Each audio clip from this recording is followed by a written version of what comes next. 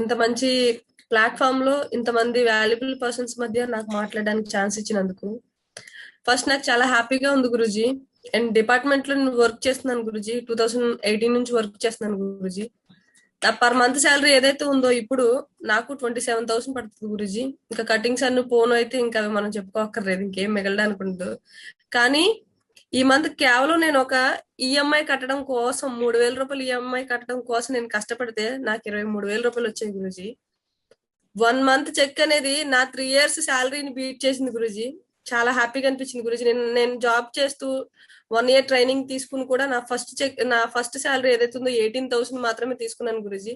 కానీ ఇందులో నా ఫస్ట్ ఏదైతే ఉందో నేను 20,000 అబోనే తీసుకున్నాను గురుజీ. చాలా హ్యాపీ అనిపించింది గురుజీ. అండ్ ఏదైతే ఉందో నేను ఎలా వర్క్ చేస్తున్నానంటే ఏం లేదు గురుజీ.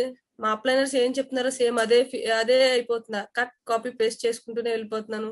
డైలీ ఏదైతే ఉందో సంతోష్ గారు ఇచ్చే గైడెన్స్ కానీ, స్వరూప్ సార్ ఇచ్చే గైడెన్స్ కానీ, మీరు ఇచ్చే గైడెన్స్ కానీ నాకు చాలా వాల్యుబుల్ గా నన్ను ఈ రోజు ఇలా జూమ్ లో అందరి ముందు ఒక సెలబ్రిటీగా నన్ను నుంచోబెట్టడానికి ఈ రోజు ఒక ఛాన్స్ దొరికింది గురుజీ. సో ఏదైతే ఉందో నేను డెఫినెట్ గా దాన్ని యూజ్ చేసుకుంటాను 100%.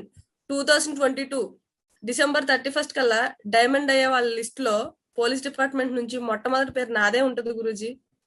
అది మాత్రం ఫిక్స్ గురూజీ. దానికోసం డే అండ్ నైట్ కష్టపడతాను గురూజీ. ఎంత ఛాన్స్ దొరికినా సరే, ఎంత 1 minute టైం కూడా వేస్ట్ చేయకుండా ప్రతి ఒక్క పిన్ టు పిన్ ప్రతి ఒక్క జూమ్ మీటింగ్ కి అటెండ్ అవ్వడానికి ట్రై చేస్తాను గురూజీ నా డ్యూటీని బట్టి.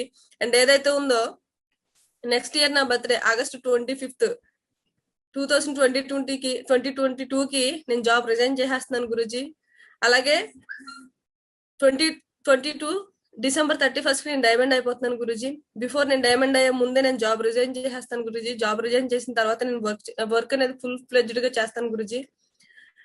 కంపల్సరీ కూడా డైమండ్ అయ్యి కొన్ని వేల మంది గర్ల్స్ కి నేను ఒక ఇన్స్పిరేషన్ గా నిలుస్తాను గురూజీ. ఏదైతే ప్రసన్న మేడం, లత మేడం ఉన్నారో వాళ్ళకి కూడా నేను కూడా చాలా మందికి ఇన్స్పిరేషన్ గా నిలవాలని అనుకుంటున్నాను గురూజీ. ఇంత మంచి ప్యానెల్ లో నాకు మాట్లాడడానికి ఛాన్స్ ఇచ్చినందుకు చాలా thank you so much Guruji. జై హో గురూజీ. జై హో. National performer mister